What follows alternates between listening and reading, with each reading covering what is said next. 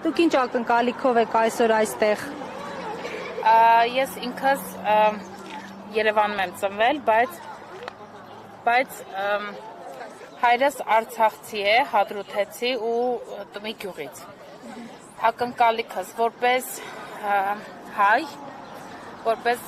հայր-մայր, որպես արցախցի արմատներով եւ ոչ միայն հոգով սրտով նաեւ ես հասկանում եմ, որ այս սոցիալական աջակցությունը, մինիմալ աջակցությունը, որ այսօր մեր պետությունը ի վիճակի էր ու կատարում էր արցախցիների հանդեպ։ Եթե այդ սոցիալական աջակցությունը կտրվեց, այդ դեպքում ամբողջ արցախահայություն շատ մեծ խնդրի առաջ է կանգնելու, ընդհանուր մինչև գոյաբանական խնդիրը։ Որպես մարդ, առաջին հերթին ես այստեղ եմ ինչ-որ ձևով իմ բողոքի ակցիան, այսպես ասած, նաև կատարեմ, որ մեր խոսքը տեղ հասնի այսօրվա մեր ղեկավարությանը ու ամեն մի որոշում ընդունելուց արցախցիների հանդեպ առավել ևս մի քիչ ավելի երկար մտածեն ու հասկանան, ուզում են այս մարդիկ ապրեն այս երկրում, թե ուզում են, որ այս մարդիկ այս երկրում չգնան, չկա արցախցի, չկա նաև Արցախի խնդիրը, չկա նաև Արցախի հետ վերադառնալու են երազանքը ու այդ ամեն ինչով այդ էջը կփակվի բնականաբար։ Այսինքն ես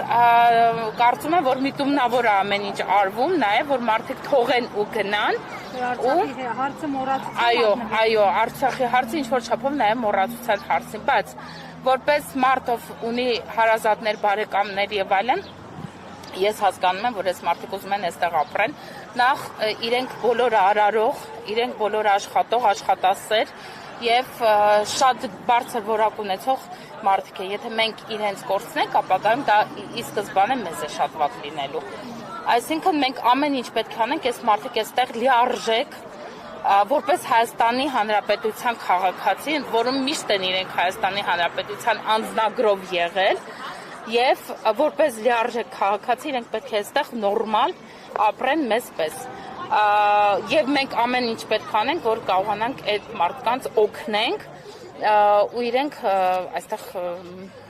կարողանան վերահաստատվեն ու դա մեզ միայն օգուտ կբերի։